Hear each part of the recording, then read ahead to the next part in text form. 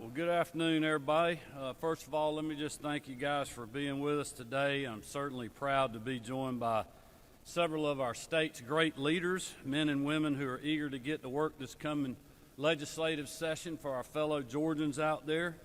In a few moments, I'll share more about our plans for the next few months, but I want to just take just a minute to start with and again share with everyone that I spoke with Senator Warnock late yesterday afternoon after he arrived back in Washington, D.C. We had a very sincere conversation in which I congratulated him on a hard-fought victory, and we also agreed that we're committed to working together on issues where we can all agree to keep our state moving in the right direction. Over the past 4 years, my administration has worked to ensure jobs and opportunity come to every zip code in our state. And just this morning, we had an incredible opportunity again to announce a huge project, the third largest economic development project in state history. So now 4 times in the past 365 days, we have made historic news of this caliber. When combined, those 4 projects alone will create over 20,000 jobs and bring over $17 billion in investment to communities all across our state, all of them affecting rural parts of our state. That's the type of advancement that I'm willing to work with anyone on to achieve. And it's something that these great folks that are standing with me today are also committed to. So I certainly want to thank the country's best First Lady, Marty Kemp, who's with us today, Lieutenant Governor-elect Burt Jones, Historic Speaker Jan Jones, and the next Speaker of the House, Representative John Burns, for joining me today. For far too long, hard-working Georgians have had to fight record-high inflation, mostly due to bad policies coming out of Washington, D.C. These and other members of the General Assembly have been key partners in helping us fight those added burdens. As you all know, earlier this year, with their help, we enacted the largest income tax cut in Georgia history. We also returned through a special tax refund over $1 billion back where it belongs, in the pockets of taxpayers. We enacted the state's first military retirement income tax exemption, and as you know, we suspended the state's gas tax via legislation saving Georgians 29 cents for every gallon of regular gas. As inflation continued to rise, I extended the motor fuel tax suspension, and I have renewed it 6 times by executive order. In total, we have saved Georgians well over $1 billion at the pump as a result. Those savings could then be spent on groceries, school supplies, clothing for children, and other necessities. Today, I signed a 7th executive order extending the gas tax suspension yet again until January the 10th. This will allow Georgia families to use those savings on holiday purchases and the extra cost of this season that go into providing a Merry Christmas for children, a Happy Hanukkah for families of Jewish faith, a joyous New Year for us all, and for other important holidays celebrated by people throughout this diverse state. This past week, I met with legislative leaders beside me today to discuss this latest measure, and I'm thankful for their support as we head into the session when the General Assembly will have to ratify the additional months of suspension. Thankfully, because we budgeted wisely and carefully, and because of our conservative approach, we have been able to make up for lost revenue in our state budget without impacting the taxpayers of Georgia. As I renew this suspension, I also want to remind everyone that this was always intended as a short-term answer to a much larger issue, namely the failure of those at the federal level to work towards energy independence. As I said when we first suspended the state's gas tax, we cannot fix everything that Washington has broken, but we are doing our part to deliver relief. We have done that over the past 9 months, and we're now calling again on the Biden administration and those at the federal level to fix what they have broken so that we can have lasting relief. In the meantime, as this phase of inflation relief draws to a close, we are moving forward with other legislative priorities designed to help the people of our state fight through sky-high housing costs and the weight of too much government. As I shared on the campaign trail, I'm calling for a second one-time tax refund of equal size to the first one. Again, it will give over $1 billion back to the Georgia taxpayers. I'm also asking that we use an additional $1 billion to fund homeowner tax relief at the local level for the amended 2023 budget. This would save the average homeowner in Georgia between 15 and 25%, or around $500 on average on their local property tax bill next year. Combined between the suspension of the state gas tax, the first and second tax refunds, the cash assistance program we announced earlier this year, and the homeowner tax relief measure, we will have used over $5 billion in funds to provide relief to the people of our state. Again, I cannot thank the men and women standing with me today for their support of these measures as we head into the legislative session. I would also encourage the members of each chamber to provide their support to the proposed budget items as well.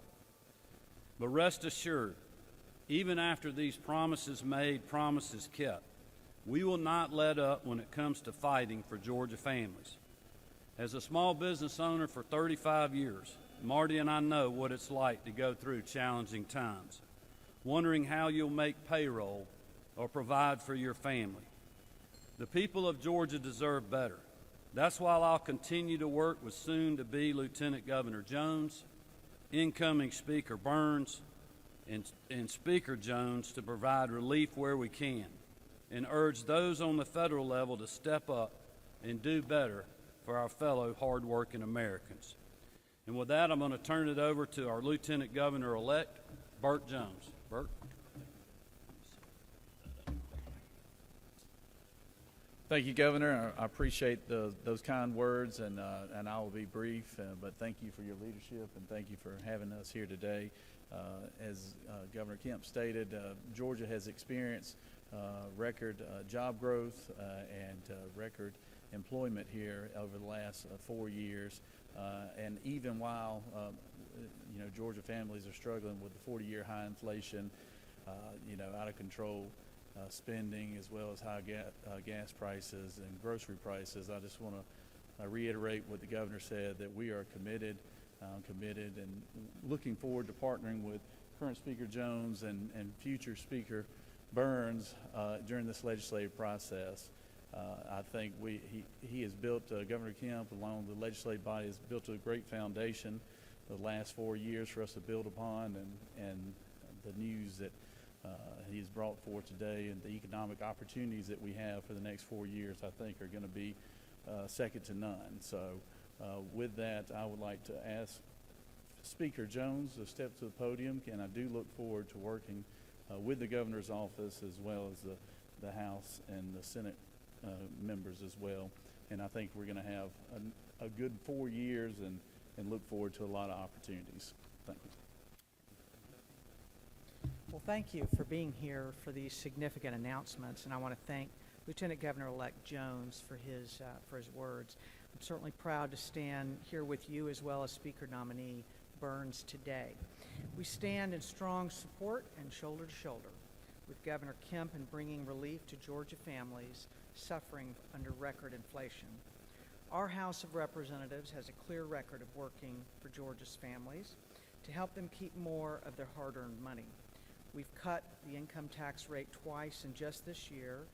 With the governor's help, with the passage of House Bill 1302, we sent more than $1 billion back to taxpayers. And actually, I'll say it was more than his help, it was actually his initiative. Our approach to fiscal policy has been and will remain conservative so that our state is prepared to weather whatever storms, literal or figurative, and including things such as the pandemic, whatever comes our way. We've resisted the temptation, like other states, to live beyond our means, and restraint has been rewarded time and time again. Today, Georgia once again enjoys a record budget surplus and a record low unemployment rate, lower than the state's history. We enjoy, again, the highest available credit rating on our bonds, AAA, and we're only one of 9 states that issue general obligation bonds to have earned that distinction. By this time, y'all are about tired of hearing us say that because it's every year that we get to say that. And we certainly remain, once again, the best state in the nation for business year after year. None of it happened by accident. It happened because we put Georgia families first, along with the governor and the Senate, and we'll continue to do that. I want to thank Governor Kemp for his leadership and the commitment of he and our First Lady to help Georgia families in these challenging economic times. I couldn't be prouder to serve with you, Governor Kemp, and to support your initiatives. Now let me welcome a dear friend of mine and colleague, Speaker nominee of the Majority Caucus, John Burns, to the podium.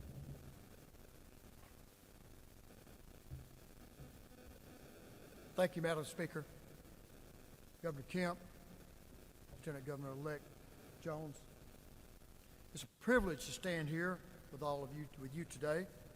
And as I begin, let me congratulate you not only on being Georgia's 74th Speaker, but also the First Lady to ever grace this House's highest office. Let's give her that a hand.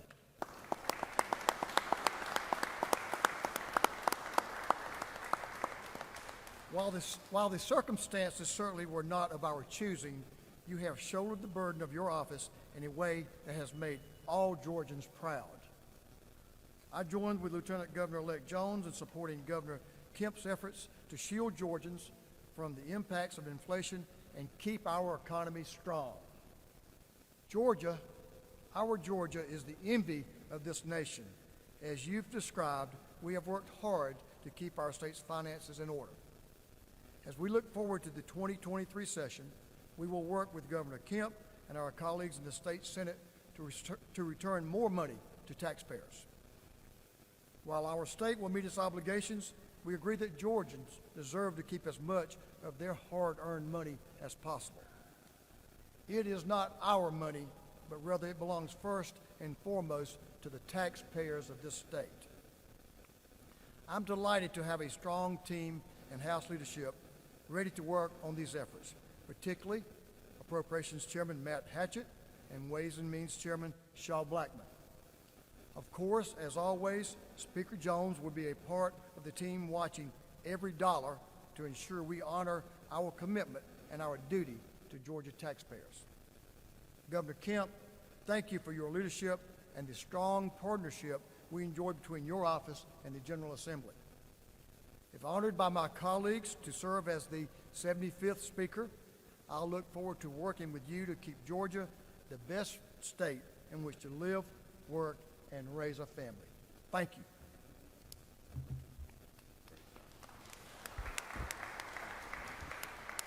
All right. Well, again, thank you guys. Great comments. I think you can see that we are united as we go into session.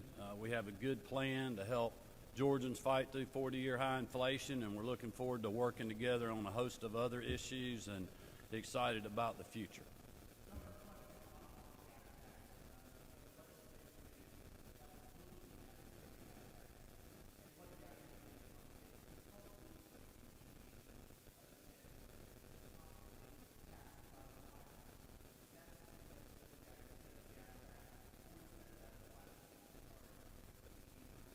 Well, the key word in the first part of your question was that was a legislative committee that was looking at that. That was not something that the governor's office has been engaged in. Obviously, we've been focused with getting the proposed budget ready, getting our own policy agenda. But we look forward to working with the legislature on all futuristic things. I mean, listen, our modes of transportation have been changing. Our energy, thankfully, in Georgia is diversifying, and it's going to continue to do so. And the good thing is we've got thoughtful leaders that look forward to working on all of those issues together. I have not had time to focus on that issue. Arch.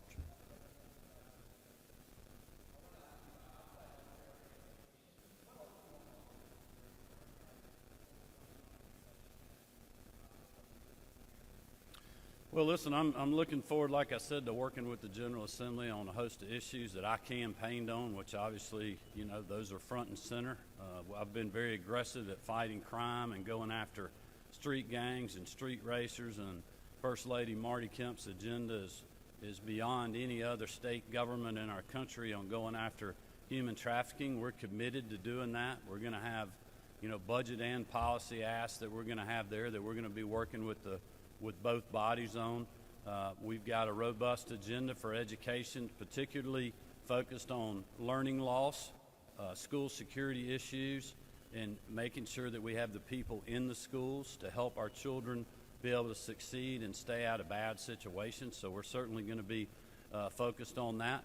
But we're also going to be focused on making sure that Georgians can fight through 40-year high inflation. And to me, it's not just helping them fight through the inflation by doing something like suspending the gas tax or doing a tax refund, but it's also just like us committed to what we did today, announcing another huge opportunity for employment in our state, where those jobs that we announced are going to pay above the county average. So giving Georgians even greater opportunity in the future. Even if something were to happen, you know, you got a lot of big corporate CEOs that are saying we're going to have a recession in 23.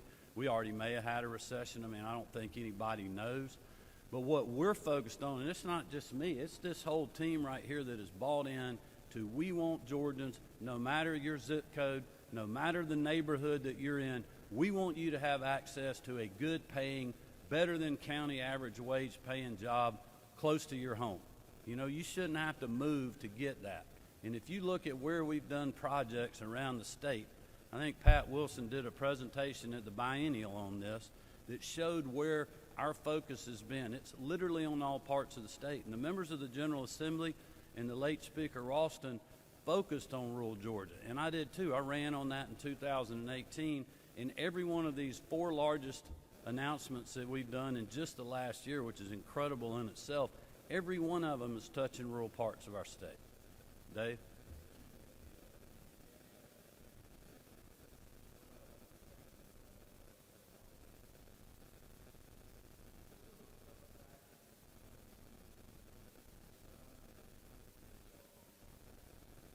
Well, in referencing my remarks, we have, you know, going to be signing the executive order to continue the suspension through January 10th, and then we're going to transition away from that temporary program to other inflationary items that we're going to use to help fight inflation.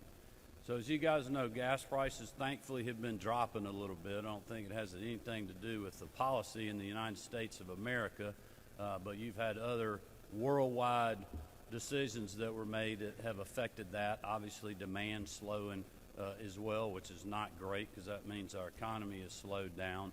But we're now going to transition. We can't continue to pay what we're doing on the gas tax suspension. But we do have one-time money that we want to help Georgians where they're also getting hit in the wallet, and that is on rising property taxes. That's something that I heard when I traveled all across the state. So as we go into the session, we're going to ratify what we've done on the gas tax suspension, help Georgians be able to take advantage of that through the holidays and get into the new year, and then we're going to do the tax refund. So we'll have $1 billion going back to the people that sent it to us, and then we're going to do $1 billion worth of one-time property tax relief grants. So we believe will save the average Georgia homeowner $500. So that's where our focus is going to be in the future. Karen? Yeah, January 10th. Yeah.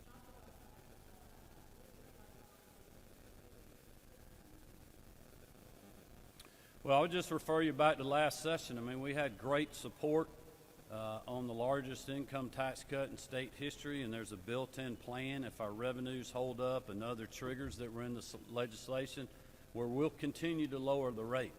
So I think the leaders, at least from my perspective, I'm looking forward to continuing to work on that.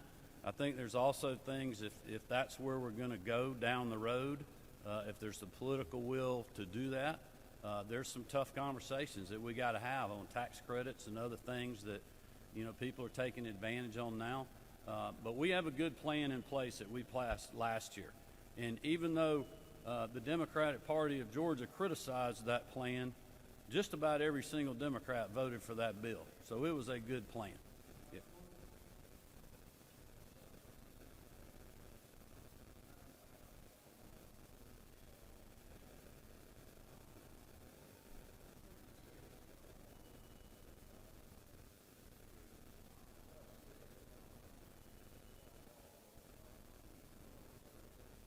Is what now?